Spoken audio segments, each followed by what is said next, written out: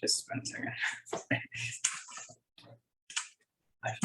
Thank you. I would like to call this meeting, regular meeting of council to order. We're running a bit behind time due to planning application meetings and a quarter revision. Does anyone have a disclosure of pecuniary interest? Councillor Wynn first. Thank you, Madam Mayor.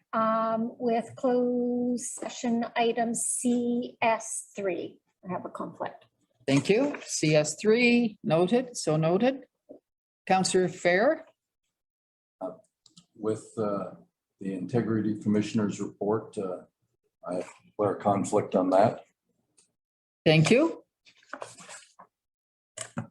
Deputy Mayor Marks. I'm declaring on CS6 for Ridge. So,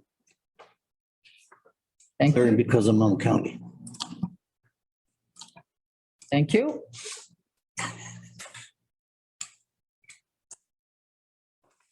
So noted, each of those.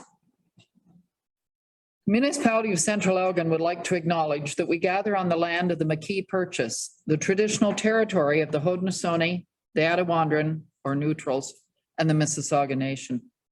Would you read the motion concerning the adoption of minutes, please? Madam Mayor, the motion reads, moved by Deputy Mayor Marks, seconded by Councillor Rowe, that the minutes of the regular meeting of council dated Monday, May the 9th, 2022 be adopted. Are there any questions or concerns? I assume, is Karen not joining us tonight or? Okay, so all in favor? Carried. It's quite nice to be able to do it in person. And Rob, I apologize for how long you've had to wait. We moved as fast as we could, but sometimes things take a lot more time than you anticipate. So welcome, and I'm going to let you do your presentation first. Then I have some good news to share with everyone. Well, thank you very much. No problem waiting. I finished planting beans yesterday, so you're not keeping me from my tractor. And I know you guys are definitely looking forward to me going through these statements, so I wouldn't want to take that away from you either. So sorry I'm not there in person, but maybe next time we'll get to that point. Things are definitely looking a little better. So again, thank you for the opportunity to go through the financial statements. Obviously, I'm very excited to be presenting them sooner than we have in a number of years. So that's good news as well. Thanks to management for putting these statements together so quickly. I assume everyone has a copy of the financial statements available to them to review. I'm going to start on our page 2, which is our independent auditor's report. So this report is an unqualified report, which is what you're looking for. And I do have to read, in our opinion, one section, which is, in our opinion, the municipal consolidated financial statements present fairly in all material respects the financial position of the municipality as at December 31st, 2021, and the results of its operations and its cash flows for the year then ended in accordance with Canadian accounting standards for public sector entities. And this report is dated today with the assumption that it would be approved by council. Thank you. We go to our page 4, which is the consolidated statement of financial position. So these are the numbers as at December 31st, 2021 with comparables for 2020.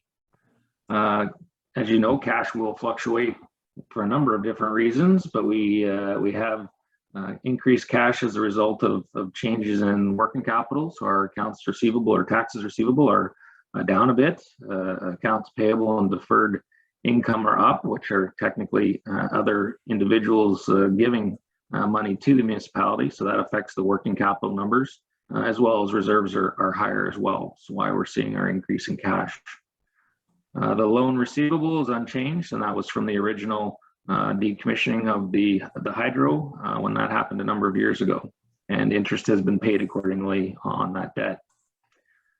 Taxes receivable arrears are down close to 550,000, so that's a very positive in the overall state of collection of receivables.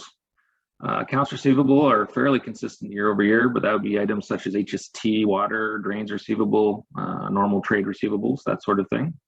No concern on collections. investments. So that was the remaining amount of the Harbour funds that were transferred on or with the transfer of the land. And then our overall investment in the shares of the commission, the Hydro Commission as well, roughly $280,000 your share of the earnings for that particular company in the year. So total financial assets of just under 22 million. On our liability side, deferred revenue, obligatory reserve funds, so those things like development charges, park lands, harbor funds. Mostly seeing development charges being up a little bit in that particular group of deferred revenues.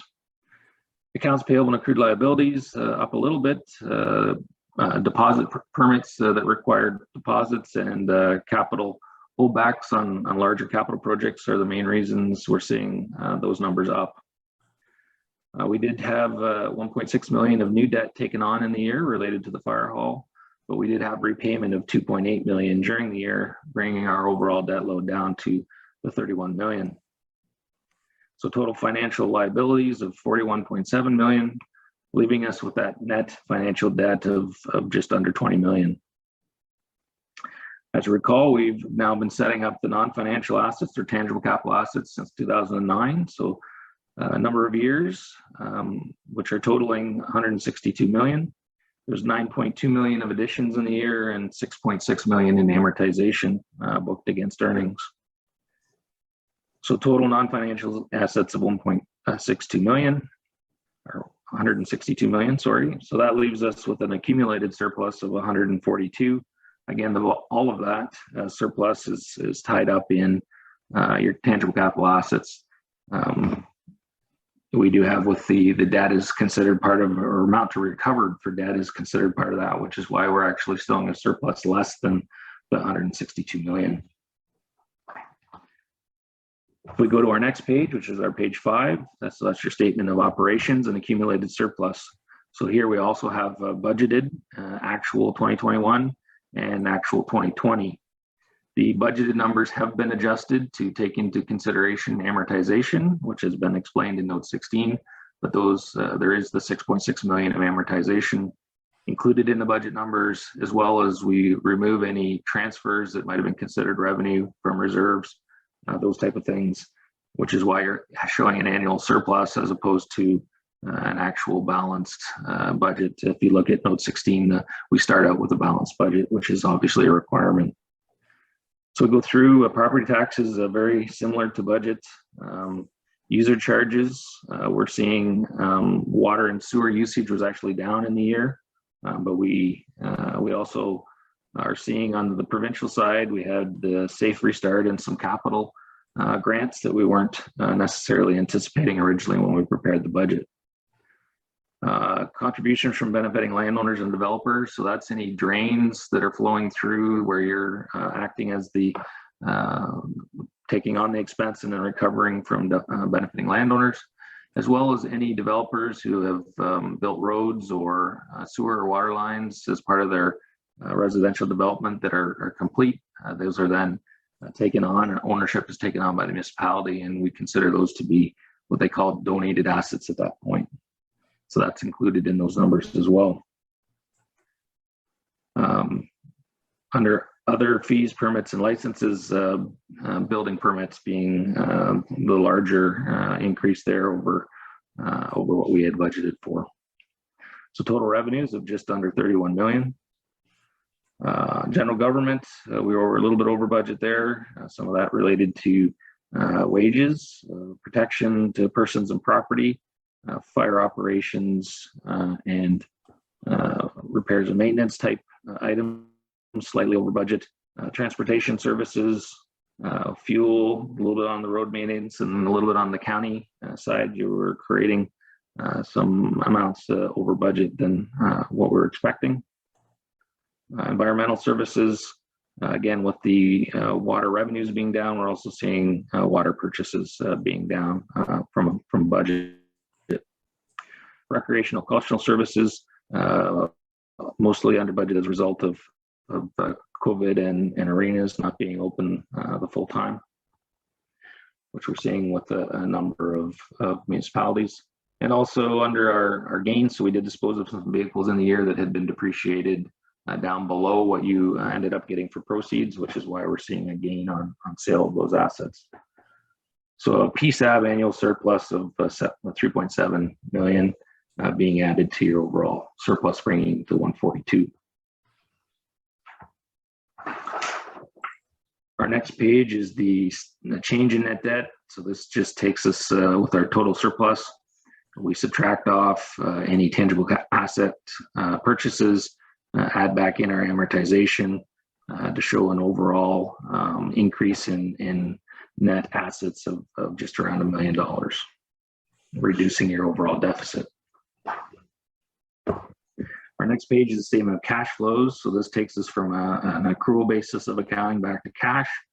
Again, starting with the 3.7 million of surplus, adding back amortization and any changes in working capital, which showed a $11.7 million generation of cash, the bulk of which we spent on tangible capital assets, so roads, water, sewer lines, those type of items.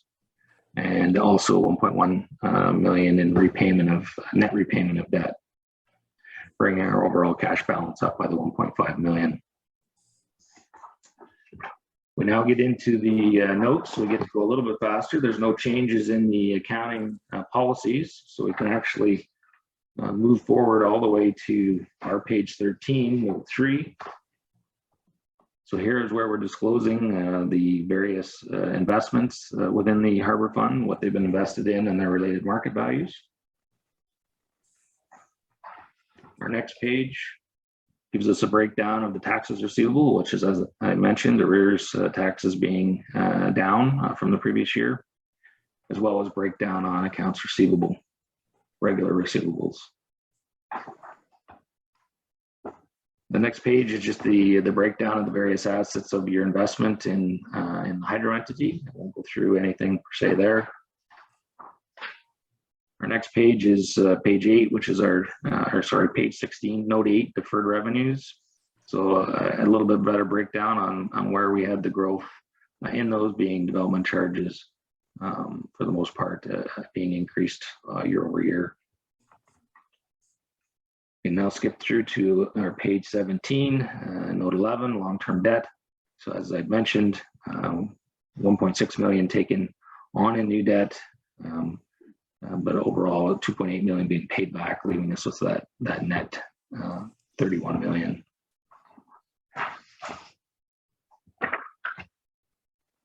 Our page 19 is the breakdown of the tangible capital assets by category. So as I mentioned, total additions. When we factor in work under progress, we have to factor out any switches from a work in progress to regular, but that gives us just over the $9 million of additions and the 6.6 million in amortization. The next page is the previous year for tangible capital assets. I won't go into that. We'll spend a minute on our page 21, note 13, accumulated surplus. So again, I think it's important to recognize that by far the largest portion of that being invested in tangible capital assets of 162 million. We have reserves and reserve funds coming up close to 9 million, a little bit of unfunded capital, just under $1 million, as well as your sewer and water. We have sewer surplus and water deficit, and surplus on the year for the municipality is under the general. From that, we subtract off our long-term debt, bringing us to the accumulated surplus of 142 million. I believe those were the main items I wanted to hit on the financial statements. I'd be happy to take any questions from council if there are any. Thank you, Mr. Foster. Questions? Councillor Fehr. Just two things. One, I was wondering if a couple of years ago we talked about that there should have been a reevaluation of some of our assets. I think one was a sewer that was devalued, and I'm just wondering if that was done or how it was handled. And the other question was going to be, given the arrears, property tax, and the penalties, that's just about 1.2 million, which is close to 10% of the property of the taxes. Isn't that sort of high for funds that are not collected or in arrears? Okay, so I guess I'll address your second question first. Basically, the collection of property taxes exceeding 3 years, basically there is an opportunity for the municipality to proceed in either collecting those or selling the property. I wouldn't say overall that you would be dramatically different than other municipalities in your percentage. And there is a mechanism to collect it. So we don't normally, unless it's a right away or something that where you can't actually take on the property to sell it, there should be very limited concern about eventual collectability. And the interest rates are fairly high in today's world, I guess. So there is not a disadvantage to, I guess we'll say, investing in those properties, knowing that you would collect those property taxes. As for the tangible capital asset, yeah, I might defer that to whether it be Paul or Lloyd. They are still working on coming up with, I think, a solid mechanism on how they want to tackle overall tangible capital assets from I guess a more detailed standpoint related especially to your provincial requirements. But at this point, we have not reevaluated or reassessed any of the tangible capital assets as of this audit period. Thank you. Mr. Shipley. Through you, Madam Mayor, two components. The first component, the total taxes receivable. You're absolutely right. Last year, the municipality was about 10.7. We're slowly coming down. The process to do the collection is legislated and it can take up to 3 years. The first component with real finality will occur later this year in 2022. So we expect to see those results with a significant reduction towards the end of this year in amount owing. And then that process is ongoing. So the municipality will not get to a point where it has these significant amounts owing without that process being commenced. After we file our financial information return to the ministry each year, later in the year, the ministry provides us an assessment of municipal finances, and they rate under 10% of your own purpose levy as low and 10 to 15% as moderate. So the municipality has historically been in the moderate classification for amounts owing, and it is our expectation that for 2022's FIR, we should be back within the low moving forward. And then just I'll answer the next one is the other component. The municipality is still in the process of tying its asset registrar to the GIS system and infrastructure on the ground, and the full restatement of assets has not occurred at this point in time, but we're working to complete that. Thank you. Any other questions? Councillor Rowe. Thank you, Madam Mayor. Just a general one. So on it's note 13, I guess it's page 21. It was just mentioned that there's about $1 million of unfunded, of an unfunded amount in the capital fund. Could you just elaborate? Sure. So every year the municipality takes on a number of projects, capital in nature. They have various ways that those projects are going to be funded, whether that's from reserves or whether it's debt or whether it's grants. And because quite often those projects don't necessarily adhere to a calendar year end, we would always have projects that are ongoing that might be debt financed or maybe grant financed, where that money hasn't yet been received to fund that capital. So we would call it unfunded because we haven't allocated the required funding to meet the expenditures at this point. But it's not unusual to have a carryover throughout that calendar year that would be taken care of in the next year. All right, thank you. Any other questions? If not, I assume we have a motion. Would you read the motion, please? Motion reads, Madam Mayor, moved by Councillor Fehr, seconded by Deputy Mayor Marks, that the Council of the Corporation of the Municipality of Central Elgin approve the 2021 financial statements, and that the mayor be authorized to sign the 2021 audit planning letter and the 2021 audit findings letter. Go ahead and call the vote then. Or I'm sorry, all in favor. I can call the vote. Thank you, everyone. And thank you very much, Mr. Foster. You may want to, I don't know if you know this next thing, but Central Elgin received a special award. It's the Government Finance Officers Association Distinguished Budget Presentation Award. And that was for our 2022 municipal budget, which we did in 2021. But there are 4 categories that you have to do really well in. And so there are a policy document, a financial plan, an operations guide, and a communication device.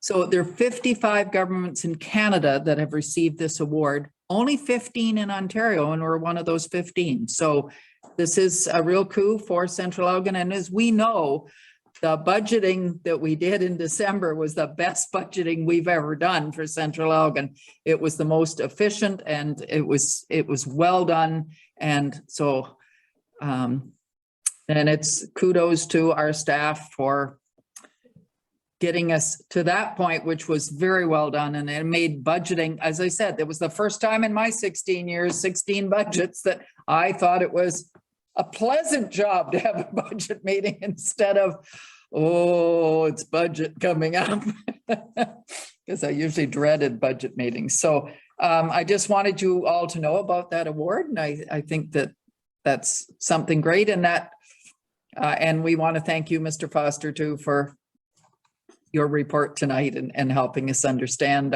where we're standing. Thank you very much. Congratulations, and congratulations to all those involved in carrying that out. Right from the top to the bottom of the organization is required to do a very good budget, and congratulations on that award. Thank you very much. Okay, moving on. We're looking at correspondence requiring action. We have several here, and the first one is the Forest City Kennel Club. Do you have a motion? I do, Madam Mayor. Go ahead and read it. Motion reads, moved by Councillor Rowe, seconded by Councillor Fehr, that correspondence from Forest City Kennel Club dated May the 18th, 2022 regarding annual rent of the Belmont Arena be received as information. Any questions? Go ahead, Councillor Wynn. Just a comment with regards to it. I really am not opposed to what they're requesting, but this is the first year that I've been contacted after the Kennel Club has been at the arena with concerns, and I received numerous pictures of the condition of our arena parking lot and how it was left after they vacated. And there was garbage left all over, like literally they had taken the garbage, I'm assuming, out of their trailers, put it on the ground, and then drove away. I also had concerns of public drinking in the parking lot while they were there. So I just think it would be a good idea if in speaking with the organizer to ensure that they are aware that the onus is on them to control their participants, that they ensure that their participants are aware of our bylaws and that they are to be adhered to. It is a community. It's right next to our playground and splash pad. So that, we do expect that they behave properly while they are on our property. So again, this is the first time that I've been made aware of anything like that happening, but with the pictures that I saw, I was not impressed. And so I think that really needs to be put forth to the organizer, that they if they want to use our facility, that there are expectations. Good. Mr. Brooks, is it possible when we make arrangements like that to take a deposit that will be returned if they leave the thing in good condition, everything clean? Is that an incentive? I know there are lots of places that do that. I didn't know if we as a municipality are able to do that or not, or if it's our policy. Through you, Madam Mayor, I'll have to check our rates and fees and see if we do take a deposit. At offhand, I'm not sure what the deposit which would be applicable to a rental such as this is. But by all means, any concerns will be dealt with. Thank you. The motion was to just receive and file. Okay. All in favor? Carried. The next one is the Port Stanley Harbour Tour request. Would you read the motion, please? Motion reads, Madam Mayor, moved by Deputy Mayor Marks, seconded by Councillor Rowe, that the Council of the Municipality of Central Elgin accepts the proposal from Port Stanley Harbour Tours, Inc. and Orange Forest Marine Limited to operate a water vessel-based tour of the Port Stanley Harbour area during the 2022 beach season, and to operate their commercial jet boat, Erie Guardian, that will be used to expand client offerings by providing alternative and additional excursions in the form of jet boat tour rides and fishing charters, subject to the following conditions. Insurance be provided to the municipality in the amount of $5 million per occurrence, naming the corporation of the municipality of Central Elgin as co-insured and held harmless. All dockage be subject to the applicable municipal user fee schedule. The applicant be in compliance with the municipal sign bylaw, and that staff be directed to codify this relationship in an agreement. Questions? Concerns? Councillor Rowe. Just a comment more than anything else. It just said that they were going to start May the 20th, and we're just seeing it now. So I don't know if they actually did anything already, but just a note to submit earlier in following years. And the other thing was there were actually 2 pages to their letter. There's only one on the agenda, just as an FYI. And it explained their insurance and some of the other details, but I think we all have that information. Thank you. Just staff will check that. I was interested in the jet boat tours of the harbor. This seems like, why would you use a jet boat to tour a harbor? I could see out further, but I don't know. I don't know much about a jet boat. Because you don't want to go fast through the harbor, is all I'm thinking. Yes. I believe they're using that to view the shoreline. They run along the main beach and run the beach. So it isn't. Okay. So it's out, yeah, because it just didn't make sense. And yet they call it harbor tours. So that's why I was curious. Any other Councillor, I'm sorry. Thank you. Mr. Shipway. Through you, Madam Mayor, just so council is clear, I think the intent is that we codify this arrangement in an agreement, because really it's just about provision of insurance, and then the user groups pay the applicable rates and fees by law. So moving forward, it would just be handled through an agreement and would not need to go through the process annually of coming to council for review. Thank you. Any other questions or comments? If not, all those in favor of the motion? That is carried. Thank you. Moving on now to item number 3, the Integrity Commissioner's Report. Would you read the motion, please?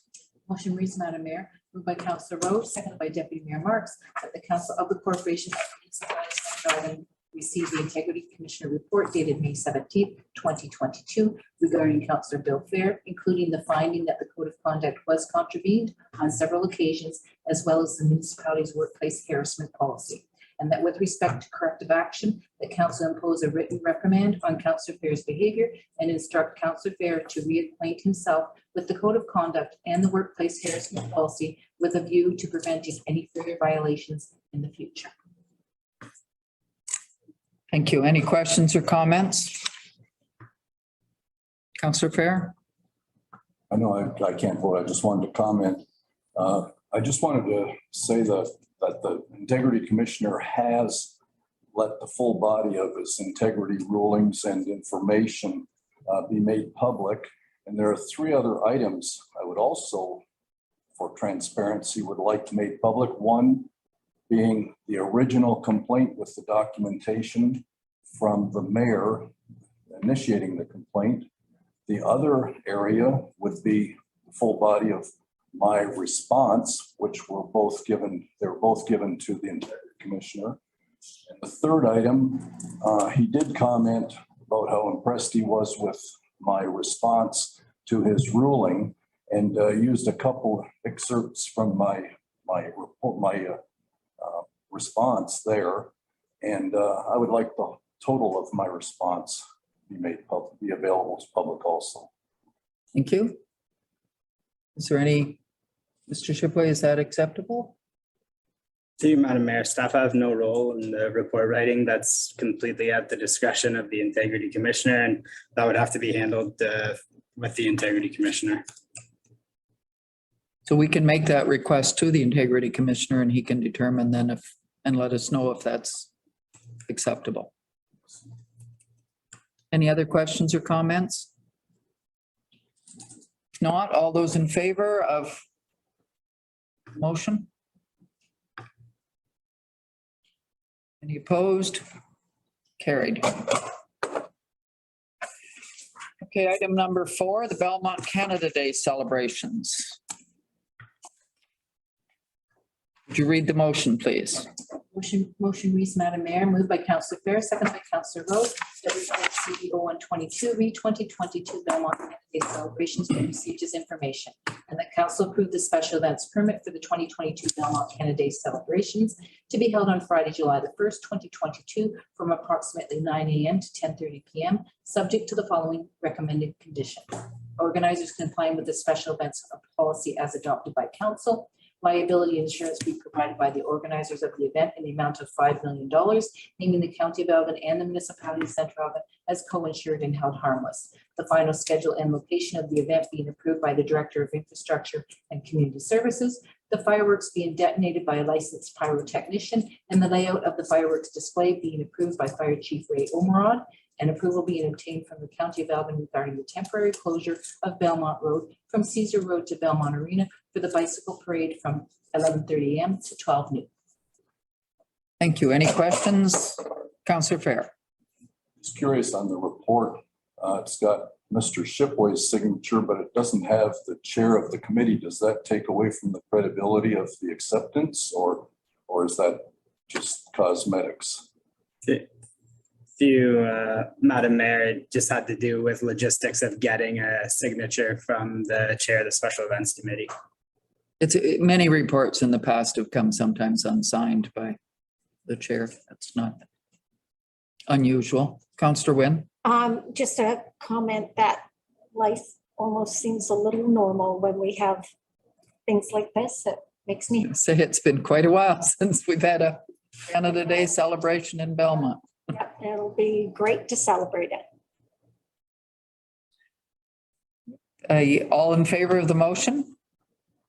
That is carried. Thank you. Thank you. And the next item is the annual Harbour Hustle.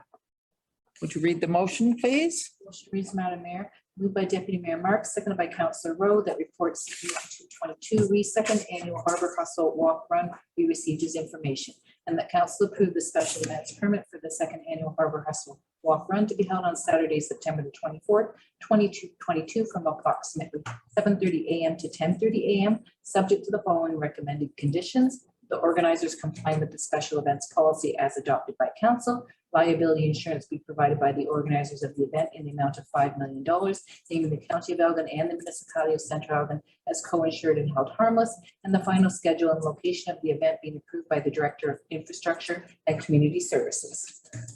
Thank you. It's interesting when it says second annual, and they haven't obviously been able to, they had one 3 years ago, and so it's nice that they're able to get back to their way of helping raise money as well. And a community event as well, so people enjoying themselves. So any other questions, comments? If not, all those in favor of the motion? Carries. And our next one is the Festival of Colors event. read the motion for that one, please.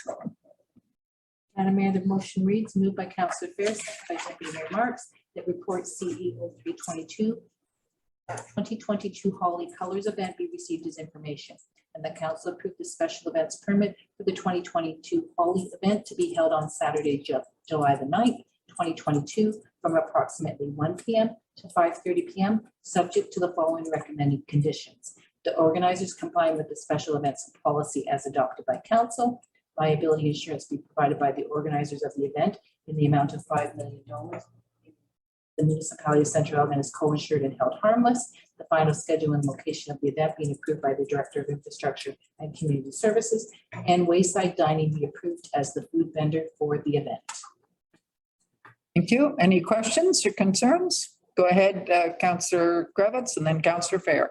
My only question was the food vendor for the event. We don't allow chip wagons on the area. How does that provision work for such an event as this? I was wondering what the Thought was of the committee at the time. Councillor Fehr, you're on that committee. During the committee meeting, we were told that it wouldn't be allowed. So I'm a little surprised to see that there is, some meals being catered. Because actually in the committee meeting, I believe Mr. Stedema said that there are no food vendors allowed. So I don't know who could clarify that. Mr. Shipley? To you, Madam Mayor, the Port Stanley zoning bylaw currently prohibits refreshment vehicles. Mr. Stanley was correct in that the refreshment vehicle could not operate. If one is to operate, it needs approval from council because it supersedes the powers of the Special Events Committee. Special Events Committee doesn't have those powers to supersede municipal regulation. That would need to come from council. Yes, Mrs. Wilson?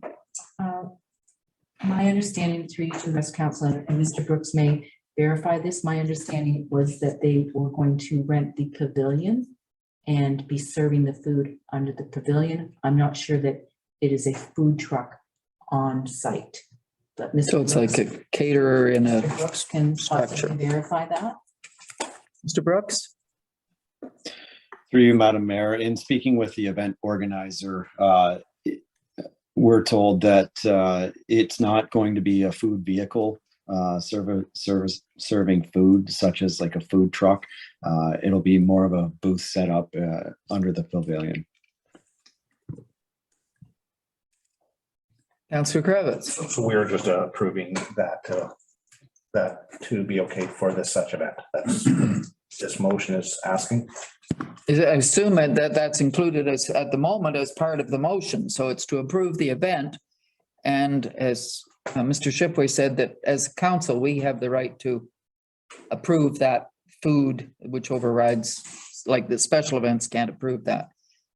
Councillor Rowe. Thank you, Madam Mayor. I don't have any issue with, groups serving foods with their events. But is it something that council should really be doing, is specifying the actual name of the caterer, or should we just say it can be catered? Because in the event that, say, something breaks down between the Wayside in this case and the event organizer and they need to go with someone else, is that not an issue? I would prefer it to be more generic, I guess, would that make more sense, or is it okay to include the business name? I would assume if the business name was included and there was an issue, they'd have to come back to council for a change. I don't know. Mr. Shipley? What about, should it be that specific or not? If you, Madam Mayor, it's at the discretion of council. The specificity was included so that it was limited to that exact situation and didn't create anything beyond that. Thank you. And Councillor Fehr, I think you had a question and I didn't mean to ignore you. Just a comment. The gentleman that was organizing this said that, I believe he said that it was the first time ever that a ceremony like this has been done on a beach lakefront. I don't know if it's in Canada or if it's all over, but he was very excited about it. He said it's a new innovation they have never done before like this. And it sounds like a really good event. I know I've only seen the color ceremonies on TV, but I think it's going to be a great opportunity to see the culture and to see this event on the beach. Like I said, he was very excited. He said this is the first time they've ever done something like that on beach. Okay. Yes, Mrs. Wilson. Madam Mayor, I'm just advising that attached to the report is the actual poster from the event, and they actually list wayside dining on the poster. I'm just letting council know that. Yes, it does.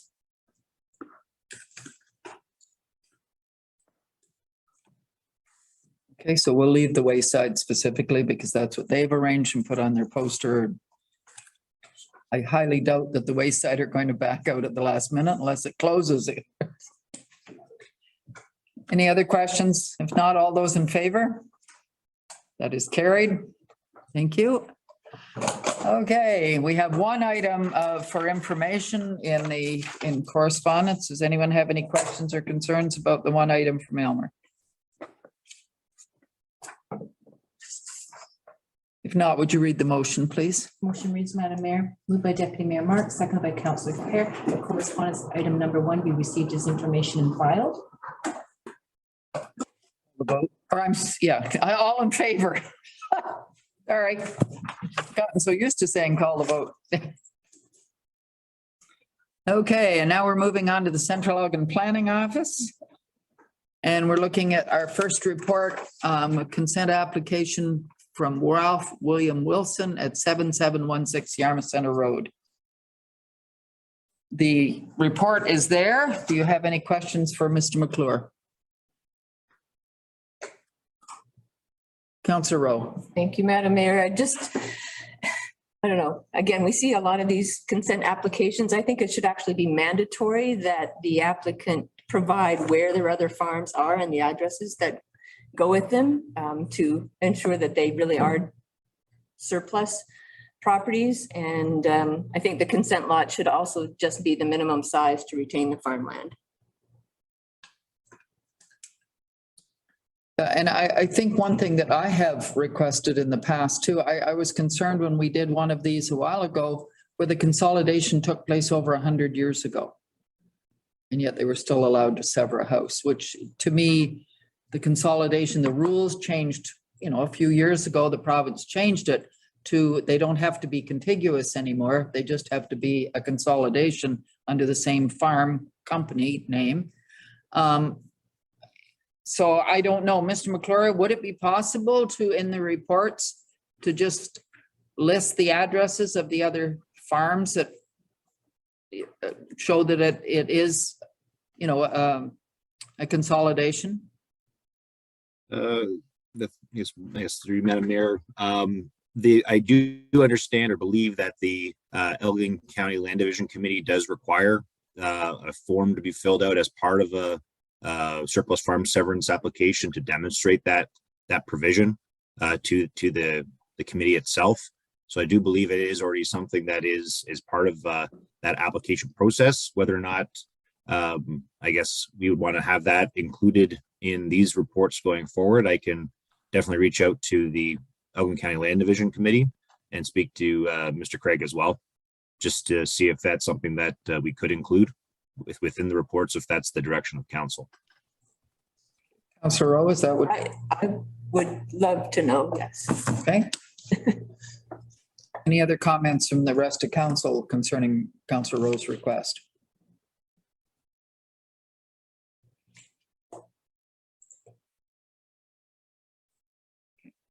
It's something I think that Land Division or something should make a ruling as to the amalgamation or the consolidation had to have occurred within the last so many years. To me, it doesn't make sense to go back a long time. I have no idea when we don't know what the consolidation is. We don't know how long ago. I just happen to be aware of one because it was a farm very near me.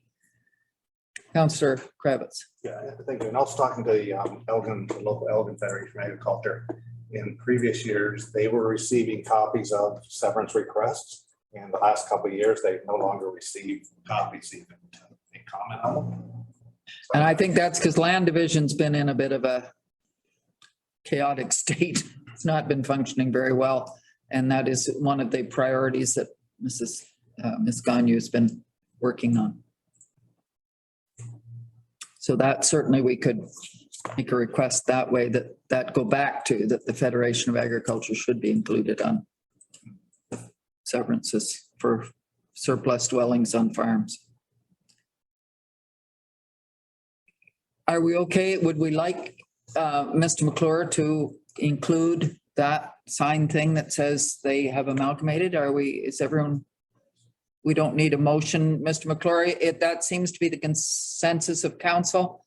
If you could see if Mr. Craig could include that, it would be appreciated in future. Thank Yes, I you. can. Yep, thanks. Thank you.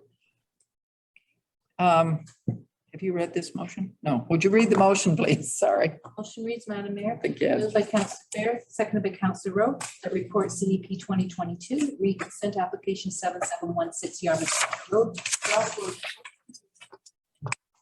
has no objections to consent application E2922, 7716 Yarmouth Center Road, Ralph William Wilson, subject to the following recommended conditions: approval of a zoning bylaw amendment to prohibit residential dwellings on the retained lot, a copy of the reference plan be provided to the municipality of Central Elgin, and a drainage reassessment be done if necessary at the owner's expense. Yes, Councillor Kravitz. Just one question. Within the comments, there's the staff are asking about the minimum required size for this application. In the drawing, it does show it being larger than required at this time, reducing the agricultural land. Is that the severance board's comment on the size of the severance, or is that a comment that comes from our council? Mr. McClure? Thank you, Madam Mayor. Through you to Councillor Kravitz. That's a concern that was raised by staff, Mr. Craig, in his report, that I believe the wording in his report was that there hasn't been a demonstration as to the rationale for that additional land to be taken out as it's currently being farmed. So that was something that was flagged by Mr. Craig through his report, but for council's consideration of how they'd like to have that addressed, or at least brought to Land Division's attention. I mean, this report will be circulated to Land Division and the planning staff there to comment on, but it'll be up to, I guess, ultimately Land Division how they would want to have that addressed, and whether or not council would like to have something within the motion that flags that as well. I would certainly agree that it should be in our motion to flag that it does not make sense, because there's a fair section of agricultural land in that, at least if the diagram is correct, that's included in this severance. And normally, Mr. McClure, what's the normal amount of land severed unless there's, a long lane or something? Normally it's how much? Half an acre? I believe it's up to like an acre to 2 acres, depending on configuration. But ultimately it comes down, there needs to be a demonstration as to the requirement or need for that land to be included. So that's going back to the policies in the county's official plan and in the municipality's official plan, that when you're going through a surplus farm severance application, that you're I guess removing the smallest amount of land required for the severance. Councillor Fehr. For Revenue Canada, for residences, they say it's the house and 1 acre of property, or the property that's directly related to the enjoyment of the house and the residence. So that's their definition. Yes. Mr. Perrin, and then Councillor Kravitz. Staff would suggest that each application is viewed on its own merit based on the site specifics of the severance that's being sought. So for example, it's the location of buildings and structure, as well as the location of existing on-site services that service that severance or proposed severance. So we need to make sure that all the services for that dwelling that's being sought for severance are on the severed lot. So sometimes just the proximity of a septic bed can help influence, or can influence the size of the lot that's being sought.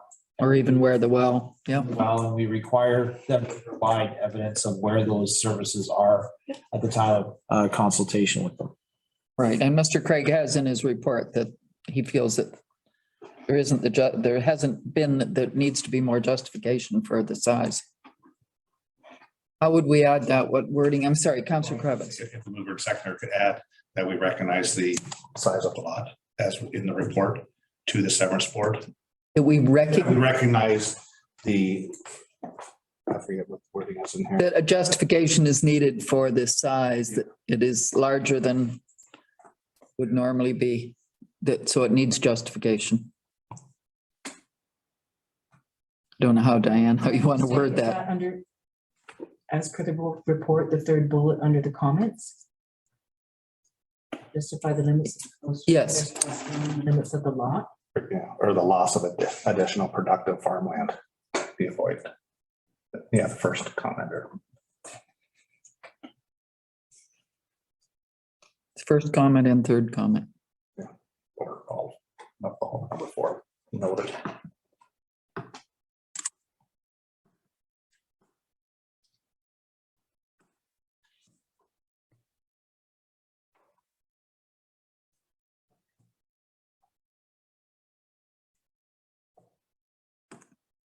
Give Mrs. Wilson a chance to.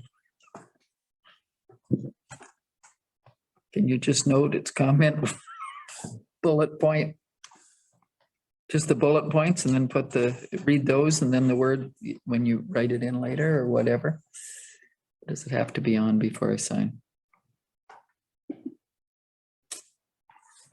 Council's content, we would add that prior to sending it to land division. The land division, yeah. Okay, so the motion will go to land division tomorrow Okay, with the report. with the report and that we endorse. The comments with respect to the lot size. Right. That's exactly what I was gonna say. Okay. All right, We've read it. we've read this one, so all in favor with that addition. Thank you, that is carried. Started it, but I will finish. That's fine. Okay, and consent application concerning Alan Taylor and 42431 on McNeil line. Would you read the motion?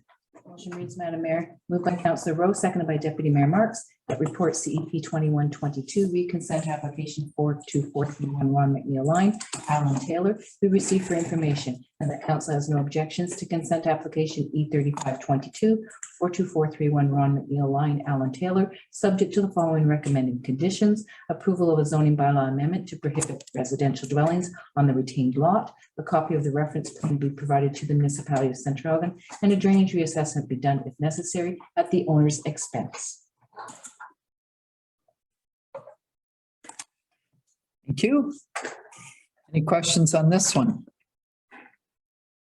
Doesn't show farmland in the severance. It's a fair size severance, but Tom? I'm very familiar with this one and it's probably the most straightforward one tonight, thank goodness. Okay. If no questions, all in favor? That is carried. Thank you. And now consent application concerning Christopher and Emily Labert. Pardon me? Lalibert, excuse me, at 221 Centennial Ave. So read the motion, please. The motion reads, Madam Mayor, moved by Councillor Fehr, seconded by Councillor Rowe, that report CEP 2222, reconsent application 221 Centennial Avenue, Christopher and Emily Lalibert be received for information, and that council has no objections to consent application E2221 221 Centennial Avenue, Christopher and Emily Lalibert, subject to the following recommended conditions: confirmation that the existing shed on the severed lot has been removed or relocated to the satisfaction of the chief building official, municipality of Central Elgin. Confirmation that the existing house on the retained lot conforms with R1 zone minimum interior side yard depth of 1 meter and the Ontario Building Code to the satisfaction of the chief building official, municipality of Central Elgin. The applicant enters into an agreement with the municipality of Central Elgin to address administrative, technical, and financial matters relative to the development of the subject lands, the payment of cash in lieu of the dedication of 5% of the land for parkland purposes, a copy of the reference plan be provided to the municipality of Central Elgin, and a drainage reassessment be done if necessary at the owner's expense. Thank you. Any questions or comments on this one? Seeing none, all those in favor? That is carried. Now consent application for 3K Leasing Limited at 43841 Talbot Line. Would you read the motion, please? The motion reads, Madam Mayor, moved by Deputy Mayor Marks, seconded by Councillor Fehr, that report CP 2322, re-consent application 43841 Talbot Line, 3K Leasing Limited, be received for information, and that council has no objections to consent application E3722, 43841 Talbot Line, 3K Leasing Limited, subject to the following recommended conditions. The severed lands be merged with 164 Centennial Road. The retained lands be merged with 43841 Talbot Line. That subsection 3 or 5 of section 50 of the Planning Act RSO 1990 as amended shall apply to any subsequent conveyance or transaction involving the subject lands. The solicitor for the applicant is to provide an undertaking whereby they inform the committee in writing that the lands are being conveyed to a budding property owner and thus a merger of title will take place, which merger shall include all interests held inclusive or mortgagee's interest. The municipality central will be provided with a copy of the reference plan and a drainage reassessment be done if necessary at the owner's expense. Questions about this one? No questions? All those in favor? That is carried. Okay, we're now at the comprehensive licensing bylaw under the Chief Administrative Officer. I guess we'll have the motion first. Go ahead and read the motion, please. Motion reads, Madam Mayor, moved by Councillor Rowe, seconded by Councillor Fehr, that report CO 1822, re-comprehensive licensing bylaw be received for information, and that staff be directed to bring forward a comprehensive licensing bylaw for council consideration. Thank you. Questions? Councillor Rowe. Just 2 or 3. In a couple of places, Southwood was mentioned. I just wanted to make sure I understood why, or if it's possibly a historical issue. In 3.13, there was a large blank in the middle of the sentence, so I didn't know whether there was something missing there or if it was just a space there. And I think we had talked about it I know we had talked about it at a different meeting, but given that this is licensing, is this the time and the place to rediscuss Airbnbs? Yes, that's what I was going to mention too. Because the reason I would like to see it looked at and staff to bring back to see whether it could be added to the licensing bylaw. We had decided not to do it previously because of the costs, but we now know of a firm that will do all the work, et cetera, and that we would actually probably make money from the licensing bylaw. And this firm would do all the work. It's called Granicus. Granicus. Pardon me? Granicus. Granicus, sorry. They did contact me and I put them in touch with Mr. Shipway because Epic Grand Band, they have done it there. They've done it at Wasaga Beach. And this company are, they step in and they do all the work once the property is licensed. Mr. Perrin. Just to clarify, they don't do the work. They provide software that allows some of the work to be done. I just want to make sure that council is clear that they're just not doing everything. It's software with artificial intelligence, but it will require staff time to be able to implement the license. Mr. Shipway, you want to speak? Through you, Madam Mayor, just generally on that topic, this has been done to try to streamline an administratively and regulatory frustrating process. So if the municipality was looking at adding in additional licensing components, specifically in reference to short-term rental accommodations, with the new tool that's available, it would, in the opinion of staff, be appropriate to refer this back to staff, and we could update the comprehensive licensing bylaw before council considers it as a formal bylaw to include that subsection and move forward that way. And staff wouldn't necessarily use the term make money, as licensing is not designed to make money, but it could offer closer to cost recovery or in and around that area, and possibly address some of the concerns associated with short-term rental accommodations. But we just want to be very clear, as was stated in that report, it won't be the panacea to address everything. There's still going to be outside concerns. Deputy Mayor Marks. I'm not against it. Should we have some, do we need public input? Through you, Madam Mayor, that's completely at the discretion of council. What are your thoughts? Councillor Wynn. Airbnb is pretty big in the area. I just think if we did bring in something without any public input, I don't know how that would go over. But I think it is a big discussion that we need to have. So that's my only concern with it is like how much time would it take? Because it's just something that I don't think should be brushed over or quickly done. That there is discussion that really needs to go along with it. Through Madam Mayor, from a timeline perspective, there'd be no feasibility to have a short-term rental accommodation bylaw in place prior to the end of the year. So if it's the will of council to refer it back to staff, the staff could incorporate and complete a comprehensive bylaw that includes draft provisions for that, bring it back to council, and at that time, council could consider directing staff to post it on Let's Talk for consultation or some sort of engagement in that manner, with just focusing on the first step at this point in time in referring it back to staff to incorporate those provisions. Right. It has been, there have been several complaints from properties in Port Stanley concerning like people that do have, you know, accommodation things, that licensed ones that pay accordingly, and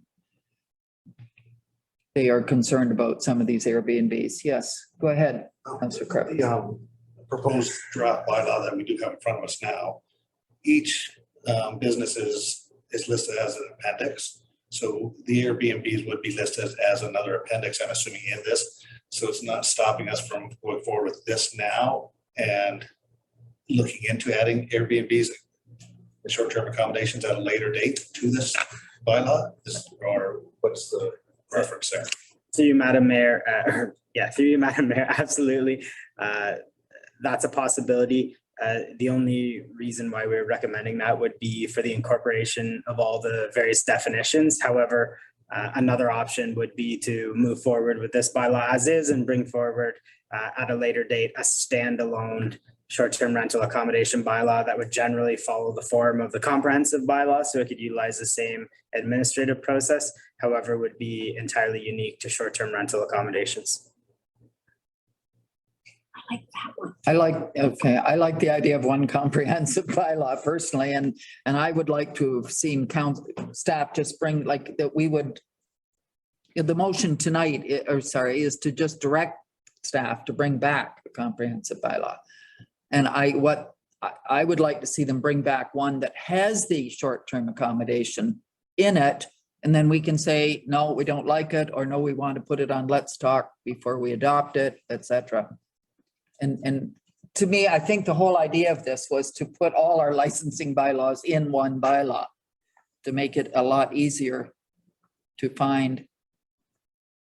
What is your preference as a council? Dennis is suggesting a totally. No, I would actually prefer the single bylaw as well. So if I was staying at my short-term accommodation, want to take my horse or a carriage to the adult entertainment, I could do that before sleep. All right. Councillor Fehr, you had something you wanted to say. I hope it's not as. I'm just thinking, this is not, as you said, that this is not the bylaw. This is just listing what we've got here and then saying, let's prepare a comprehensive one. So that is down the road. Right. So am I clear that we're just directing staff to start working on preparing a comprehensive bylaw? Yes, that follows these lines, yeah. Through you, Madam Mayor, just for absolute clarity, Appendix B to this report is a comprehensive licensing bylaw for all existing Municipality of Central Elgin licensing bylaws. They're not included in that would be licensing provisions pertaining to short-term rental accommodations.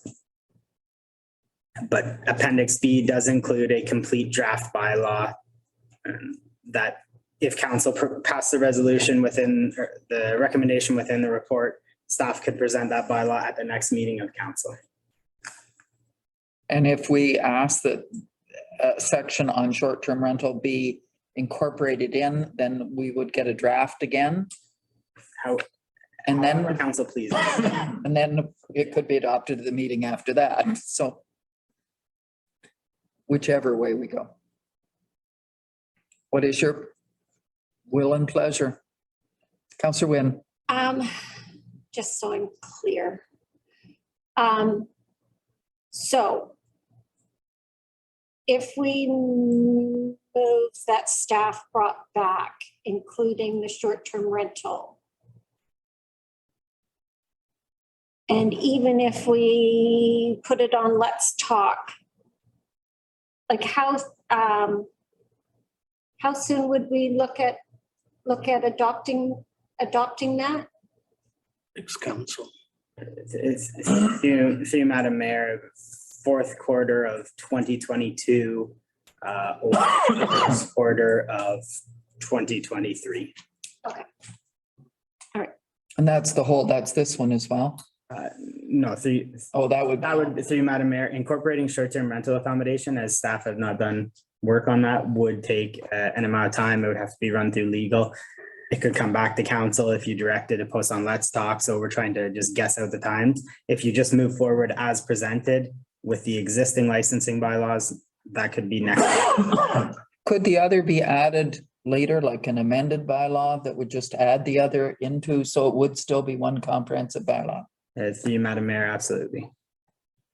Okay, that may be, then we may want to go ahead with approving, recommending this come back and that staff bring back the other one on short-term rental and licensing to include in this as a separate motion so that this can be put in place next meeting.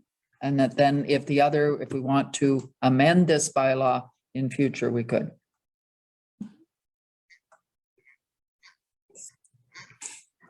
So our motion is, as it was, to do this and then to just ask staff to bring back possible comprehensive licensing, short-term rental licensing bylaw. Through Madam Mayor, to Ms. Wilson, and that staff be directed to bring back a short-term rental accommodation bylaw for council consideration.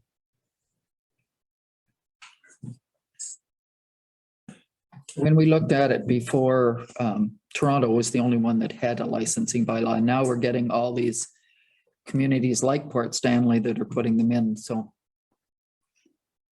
and as Mr. Shipway has said, it isn't going to solve all the problems, but it certainly would make a standardized rule. Like you had to meet certain standards to be licensed.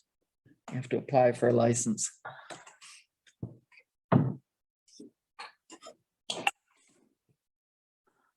Sorry, Mrs. Wilson, do you have? Madam Mayor, I've done the friendly amendment to the original motion. So the motion now reads, that report CO 1822 week comprehensive licensing bylaw be received for information and that staff be directed to bring forward a comprehensive licensing bylaw for council consideration, and further that staff be directed to bring forward a short-term rental accommodation bylaw for council's consideration. So the mover and the seconder in agreement with that, Councillor Rowe and Councillor Fehr. Okay. Any other comments? All those in favor? That is carried. Thank you. Okay, the Southdale Line Sanitary Sewer Director of Infrastructure and Community Service. Sewer fees. Read the motion, please. Motion reads, Madam Mayor, Moved by Councillor Fehr, seconded by Deputy Mayor Marks, that report ICS 1322, Southdale Line sanitary sewer connection fees be received as information, and that a connection fee bylaw be brought forward to assess the costs for the construction of the sanitary sewer on Southdale Line as per section 391 of the Municipal Act, RSO 2001, and that the cost be assessed at the time of the passing of the fee bylaw as outlined in report ICS 1322. Questions?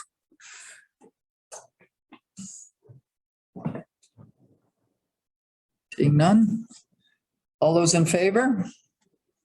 That's carried. And now we're looking at the Director of Financial Services Treasurer, the supply and installation of the dehumidifier and condenser for Belmont Arena. Does anyone, all right, read the motion first. Motion reads, Madam Mayor, moved by Councillor Rowe, seconded by Deputy Mayor Marks, that report DFS 1922 resupply of one dehumidifier and condenser at Belmont Arena be received as information, and that the Council of the Corporation of the Municipality of Central Elgin accept the tender of Dreenan Refrigeration Inc. for the 2022-30 supply and installation of dehumidifier and condenser at Belmont Arena in the amounts of $125,390 plus all applicable taxes. Any questions, comments? Councillor Rowe. Madam Mayor, I have to presume that there's no time constraint on the grant, so that April 2023, obviously, completion date would fit with that without losing any funding. Yes, go ahead, Mr. Shipway. Mr. Brooks will speak to this, sorry. Go ahead, Mr. Brooks. Through you, Madam Mayor, the municipality through the grant funding agreement has until May 11th to complete all the works as part of this project. It doesn't leave us a whole lot of time to install the works after the ice season, but we will be able to get it done. We hope that it's possible that we could even get some of this work done before ice season, depending on supply chain issues, but it's unlikely that we will get it in before ice season, therefore delaying it to April. So. Okay, all those in favor of the motion? That is carried. Thank you. And now we're looking at the Director of Asset Management's report on the St. Thomas Animal Shelter construction project. Request for funding. Read the motion, please. The motion, Madam Mayor, moved by Councillor Fehr, seconded by Councillor Rowe, that report AMDS 1322, St. Thomas Animal Shelter Construction Project, request for funding will receive information, and that the Council of the Municipality of Central Elgin refer the request from the City of St. Thomas to the 2023 budget deliberations. Thank you. And actually, I was invited to the Humane Society in London are building a great big new shelter over there. I was invited to the sod turning for that. I was unable to go due to another commitment, but it's interesting. Because I was curious of why we were invited as Central Elgin when we used the St. Thomas one. So they said they thought it was going to benefit the whole region. So we'll see. Anyway, is there any questions on this one? Councillor Fehr. Just wondering, given our animal situation, is 140,000 a good deal to participate in this? Or would we be better off to pay, like we're doing now, pay a fee to a vet or an organization to take care of it for us? I don't know on that if it's a good deal or not. Mr. Perrin, go ahead. Through you, Madam Mayor, staff would believe this is probably the best option that the municipality has with respect to animal control services and housing. Veterinarian, I'm not sure there's a lot of veterinaries that would actually house stray animals. And also the other service that the City of St. Thomas provides to the municipalities is actually the collection of animals if they're contained, which would not be provided by a veterinary service.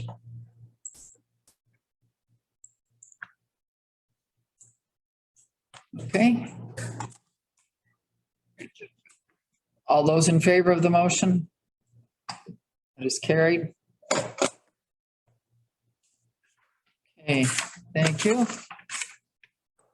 And we have one notice, public notice on the east side development. This is concerning sanitary servicing for our commercial industrial lands and possibly for Belmont, et cetera. So this is just notice of what we're going to be doing.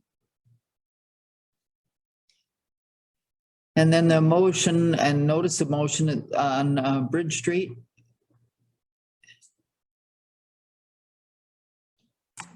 Do you have that motion? Would you like to read that one, please? Motion reads, Madam Mayor, moved by Deputy Mayor Marks, seconded by Councillor Rowe, whereas 285 Bridge Street is currently within a commercial designation on Schedule G of the Municipality of Central Alberta Official Plan, and whereas the current zoning of 285 Bridge Street only permits a medical center and a day nursery. Now therefore, the Council of the Corporation of the Municipality of Central Alberta directs staff to submit a bylaw amendment application to change the zoning on the property to the general business zone B1 regulations in the Port Stanley bylaw, in addition to recognizing the existing permitted uses. Any questions? Not all those in favor? Thank you. That is carried. Does anyone have any other business they want to bring up before we go into closed? Councillor Wynn. Just wanted to state that the Belmont Firefighters Breakfast is back.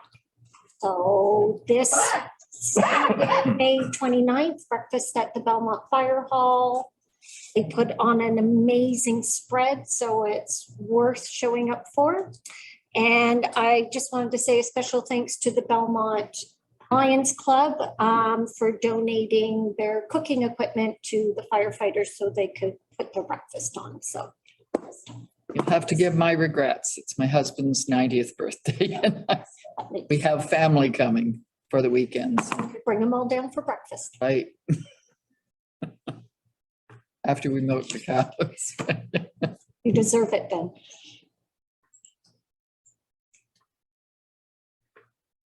Thank you. Is there any other new business? Any other announcement or anything? If not, a motion to move into close, please. Motion reads, Madam Mayor, moved by Councillor Fehr, seconded by Councillor Rowe, that council proceed into closed session at 8:40 PM in order to address a matter pertaining to a proposed or pending acquisition or disposition of land by the municipality or local board, advice that is subject to solicitor-client privilege, including communications necessary for that purpose, litigation and potential litigation, including matters before administrative tribunals affecting the municipality of local board, and a position plan, procedure, criteria, or instruction to be applied to any negotiations carried on or to be carried on by or on behalf of the municipality or local board. Thank you. All those in favor? It is carried. Give Diane a chance to close up so you can take a short. You're live. Okay. First resolution coming out of close.